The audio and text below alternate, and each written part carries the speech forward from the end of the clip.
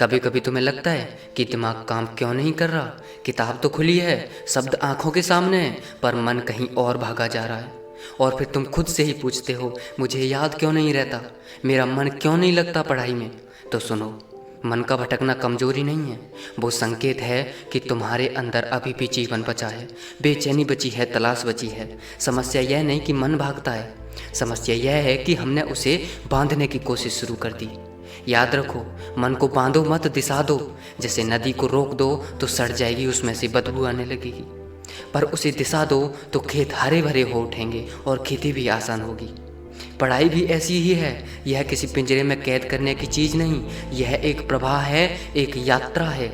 जब तुम किताब खोलते हो तब असल में तुम अपना भविष्य खोलते हो, लेकिन भविष्य याद नहीं होता रटने से, भविष्य बनता है अनुभव से। तुम सोचते हो याद करने के लिए दिमाग चाहिए, पर सच ये है याद रखने के लिए दिल चाहिए।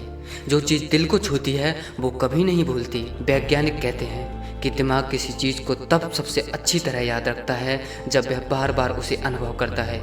इसे कहते हैं स्पीच्ड रिपीटेशन।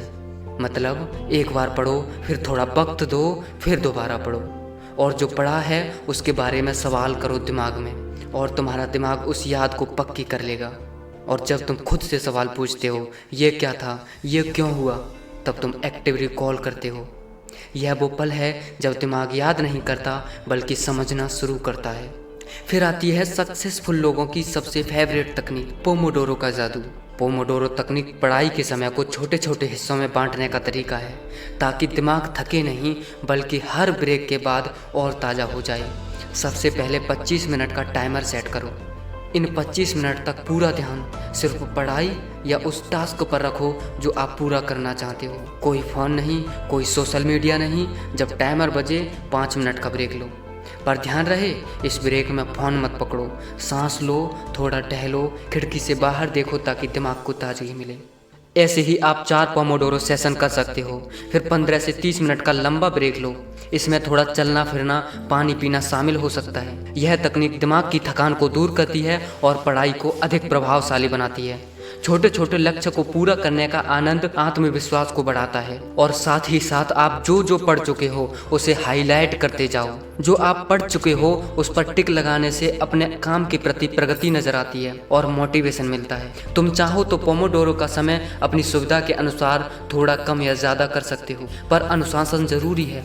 जब तुम कई पोमोडोरो पूरा कर लोगे तो अपने नोट्स देखकर गर्व महसूस करोगे, आज मैंने इतना काम कर दिखाया। यह तकनीक अधिकतर टॉपर्स अपनाते हैं। इसे अपनाना तुम्हारे लिए इम्तिहान से पहले वरदान साबित होगा। तुम सोच रहे होगे क्या बस इतना ही? नहीं, याददाश्त सिर्फ तकनीक नहीं, ये एक अभ्यास है। जैसे बुद्ध ने बताया, हर काम होश से करो, यहाँ तक कि मक्खी को उड़ाते वक्त भी जागरूक रहो। जागरण ही वह शक्ति है जो सीख को अनुभव में बदल देती है, और अनुभव कभी नहीं मिटता। तो जब तुम पढ़ने बैठो तो पहले 5 मिनट खुद को शांत करो, फ़ोन दूर रखो, कुर्सी पर सीधे बैठो, गहरी सांस लो और खुद से कहो, मैं यहाँ हूँ, इस पल में पूरी तरह। अपनी पढ़ाई को छोटे छोटे हिस्सों में तोड़ो। 18-18 घंटे पढ़ने की ज़रूरत नहीं, लेकिन एक बात ज़रूर याद रखना, हर किसी के पास 24 ही घंटे होते हैं। किसी के पास 1 सेकंड भी फालतू नहीं होती कि 24 घंटा 1 सेकंड अधिक मिल जाए। इसी 24 घंटों में कोई तो बहुत अमीर है और कोई बहुत गरीब। पढ़ाई ऐसे करनी चाहिए, जिस टाइम आप पढ़ रहे हो उस समय कुछ भी फालतू का मत सोचो। लेकिन यह भी याद रखना, मन हमेशा आपको कंफर्ट जोन में डालना चाहता है, वह आपसे काम कराना नहीं चाहता। मन का काम है आपको जिंदा रखना।